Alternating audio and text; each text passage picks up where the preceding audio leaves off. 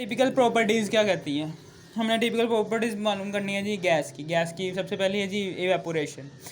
Evaporation में क्या होता है? द प्रोसेस ऑफ चेंजिंग, यानी कि एक प्रोसेस है जिसमें लिक्विड जोन सा है वो गैस में तब्दील हो जाता है। लिक्विड के सारे मॉलिक्यूल जो गैस में तब्दील हो जाते हैं उसे कहते हैं एवेपोरेशन। और एक ऐसा प्रोसेस जिसमें गैस के मॉलिक्यूल्स लिक्विड में तब्दील हो जाएं, जिसमें गैस के मॉलिक्यूल्स लिक्विड में तब्दील हो जाएं, उसे कहते हैं कंडेंसेशन।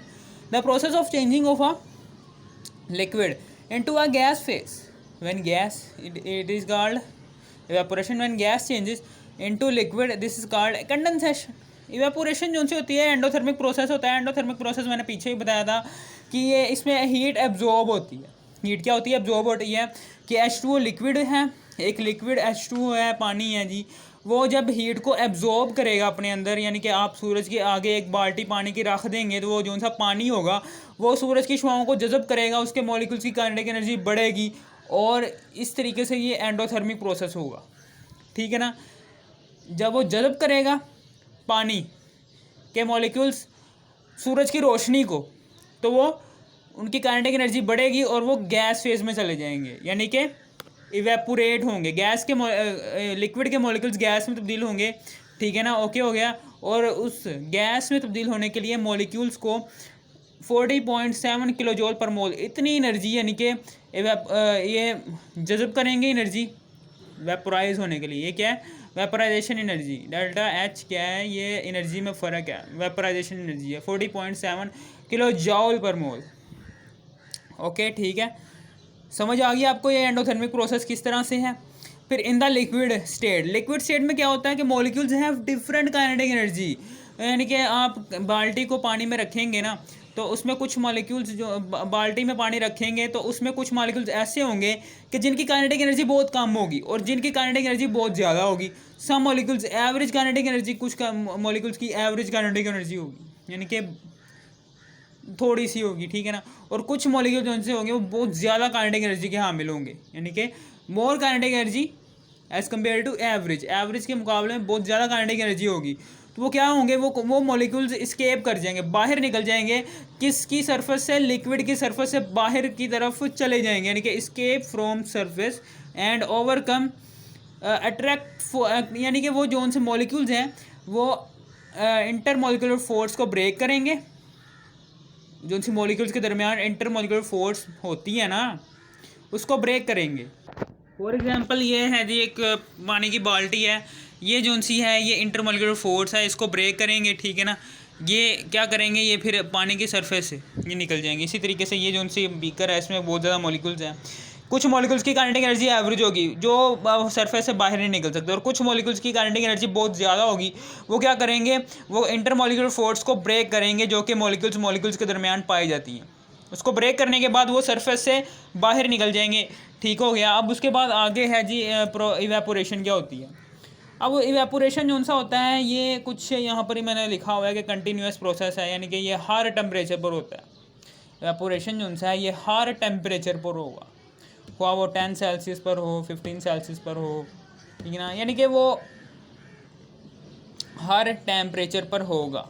ओके, समझ आ गई आपको? अब ये मैं आपको बताता हूँ कि ठीक है ना, ये कब बंद हो सकता है। फॉर एग्ज़ाम्पल कि आप एक बीकर लेकर आए हैं, उसका टेम्परेचर कितना है? 10 सेल्सियस तक वो ठंडा है, जबकि बाहर का टेम्परेचर है जी 37 सेल्सियस। ठीक है ना? बाहर का सराउंडिंग का टेम्परेचर कितना है? 37 सेल्सियस, जबकि इस बीकर के अंदर जो सा पानी है उसका टेम्परेचर 10 सेल्सियस है। अब क्या करेगा? ये आहिस्ता आहिस्ता ये बीकर में मौजूद जो सा पानी है ना, ये आहिस्ता आहिस्ता ठंडा होगा, और ठंडा होगा ना तो ये 10 सेल्सियस 37 सेल्सियस पर पहुंच जाएगा। यानी कि 10 सेल्सियस जो सा ये टेम्परेचर है ना, ये 10 सेल्सियस जो सा पानी का टेम्परेचर है, ये 37 सेल्सियस तक पहुंच जाएगा। और यहाँ तक पहुँचते पहुँचते बहुत से मॉलिक्यूल्स की काइनेटिक एनर्जी बढ़ेगी और वो सरफेस से क्या करते रहेंगे? सरफेस से बाहर निकलते रहेंगे। ठीक है ना? काइनेटिक एनर्जी, जैसे वो सूरज है ना, सूरज उसकी काइनेटिक एनर्जी हीट प्रोवाइड करेगा।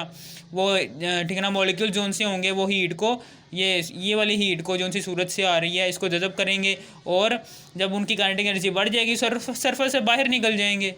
ठीक है। जैसे ही सरफेस से बाहर निकलेंगे तो मज़ीद जो उनसे मज़ीद मॉलिक्यूल्स रहेंगे जिनकी काइनेटिक एनर्जी अभी नहीं बढ़ी, वो क्या करेंगे, वो इन मॉलिक्यूल्स की जगह को पुर करने के लिए वो surrounding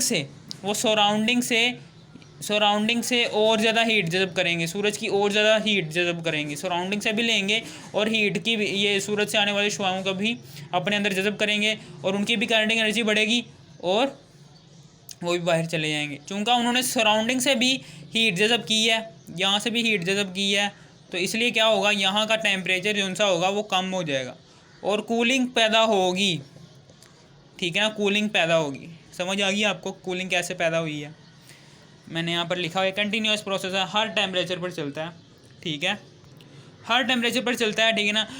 evaporation is directly proportional to the temperature, जितना टेम्परेचर ज़्यादा होगा उतनी इवेपोरेशन ज़्यादा होगी, जितना टेम्परेचर ज़्यादा होगा उतनी काइनेटिक एनर्जी ऑफ मॉलिक्यूल्स बढ़ेगी, जितनी काइनेटिक एनर्जी ऑफ मॉलिक्यूल्स बढ़ेगी उतने ही वो सरफेस से बाहर निकलेंगे, जितने मॉलिक्यूल सरफेस से बाहर निकलेंगे उतने ही मॉलिक्यूल्स क्या करेंगे, ठीक है ना, वो सराउंडिंग से एनर्जी को एब्जॉर्ब करेंगे जो कि पानी में मौजूद है, तो क्या करेंगे, वो भी सरफेस से बाहर निकल जाएंगे।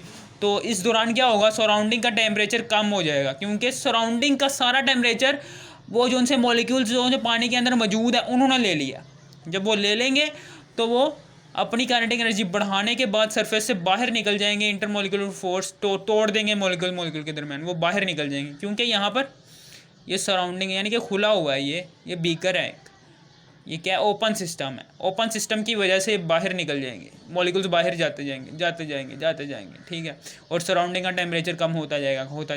आपने अक्सर देखा होगा कि जब आप पेट्रोल, ठीक है ना, पेट्रोल जो उनसे बहुत जल्दी से इवेपोरेट होता है, ठीक है ना, पेट्रोल जब इवेपोरेट हो रहा होता है ना, तो तब उसके पास जाया करो, आपको ठंड लगना शुरू हो जाएगी। जब अल्कोहल बहुत जल्दी से इवेपोरेट होता है, वो भी कूलिंग प्रोड्यूस कर देता है।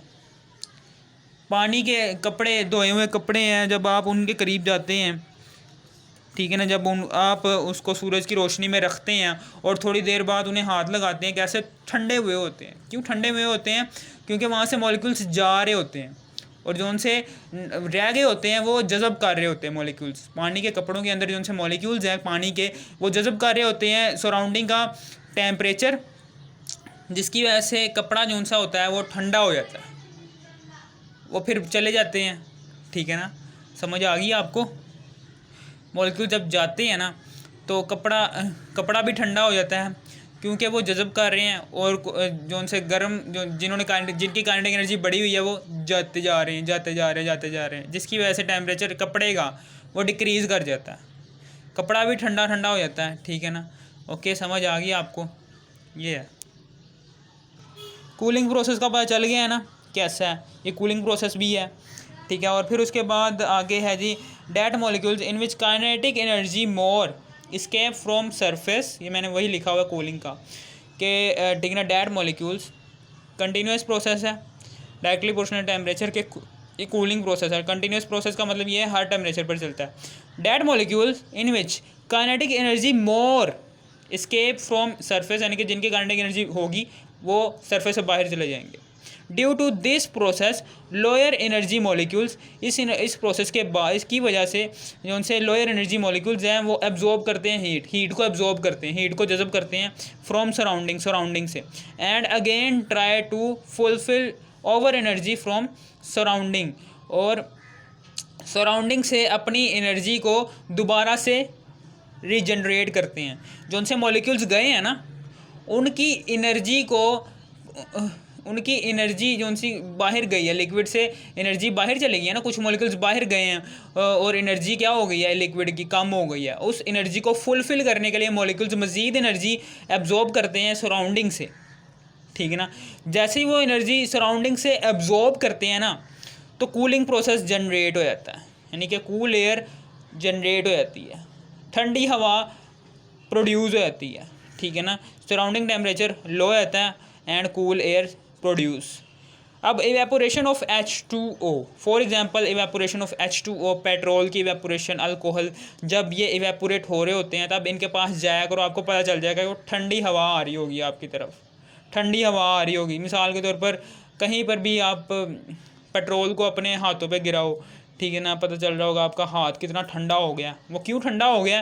क्योंकि मॉलिक्यूल्स जो से हैं वो इवेपोरेट हो रहे हैं, सराउंडिंग का टेम्परेचर जज़ब कर रहे हैं। सराउंडिंग का टेम्परेचर जज़ब करेंगे तो वो काइनेटिक एनर्जी उनकी बढ़ेगी और वो इवेपोरेट होंगी। जैसे ही वो इवेपोरेट होंगे, ठीक है ना, तो जो उनसे बाकी रह जाने वाले मॉलिक्यूल्स हैं वो मज़ीद काइनेटिक एनर्जी एब्जॉर्ब करेंगे, सराउंडिंग का टेम्परेचर कम होगा और एक ठंडी हवा जो उनसी होगी, एक ठंडी हवा का गुलाफ आपके हाथों के गिर्द, आपके हाथों के गिर्द, यानी कि आपके हाथों के गिर्द एक ठंडी हवा का गुलाफ बन जाएगा और जो आपको आपका हाथ ठंडा कर देगा। ठीक है, समझ आ गई आपको? ये है जी प्रोसेस। ओके, समझ आ गई। फिर उसके बाद आगे है जी, ये हमने कुछ इसके पॉइंट्स पढ़ने हैं कि अल्कोहल, ये अब हम आगे बढ़ते हैं कि इसके कुछ पॉइंट्स हैं इवेपोरेशन के। सरफेस एरिया जितना ज़्यादा होगा उतनी इवेपोरेशन ज़्यादा होगी। मिसाल के तौर पर आपने देखा होगा कि थाली में एक थाली है जी, ये एक थाली है, ठीक है ना, इसमें आपने चौल लिए हैं, ये चावल के दाने हैं, ठीक है ना, पके हुए चावल हैं, बहुत ही गर्म है, और एक गिलास में आपने चावल डाले हुए हैं, ठीक है ना, गिलास में चावल डाले हुए हैं।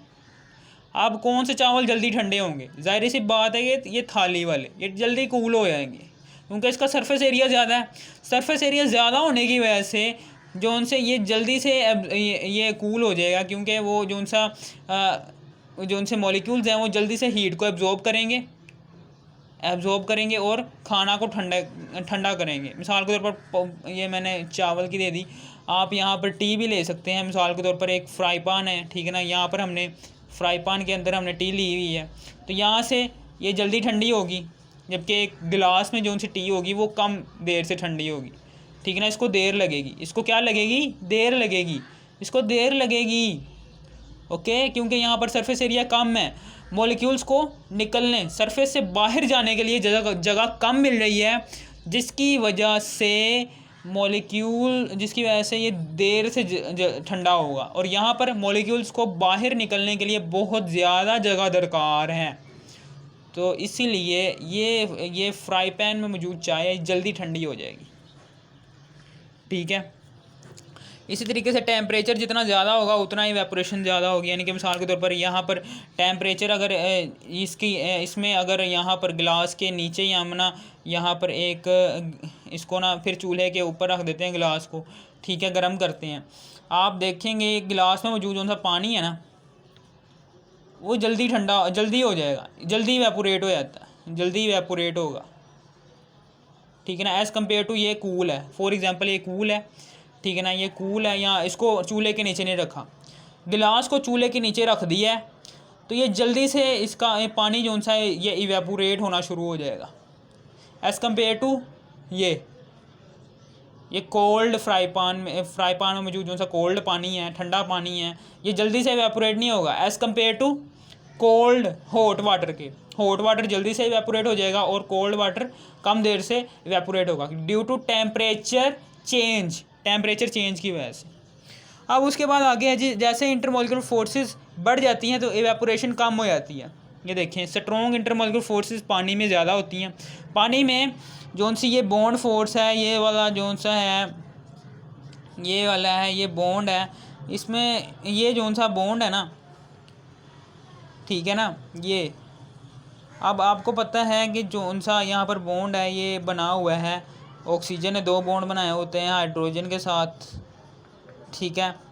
ये इसकी यहाँ पर इंटरमॉलिक्यूलर फोर्स ये क्या है, चूँकि ये जो सी है, ये फोर्स जो सी है, इंटरमॉलिक्यूलर फोर्स जो सी है, यहाँ पर ये बॉन्ड है, ये देखें H बॉन्ड O, और फिर उसके बाद इसने दूसरे वाले हाइड्रोजन को खींचा होता है और इस दूसरे वाले हाइड्रोजन ने एक और हाइड्रोजन को खींचा होता है, ठीक है। ये देखें, ये वाली इंटरमॉलिक्यूलर फोर्स जो मॉलिक्यूल्स के दरमियान पाई जाती हैं, ये बहुत स्ट्रॉन्ग होती है एज़ कम्पेयर टू अल्कोहल की में मौजूद जो उनसे इंटरमॉलिक्यूलर फोर्स होती है वो बहुत ही वीक होती है।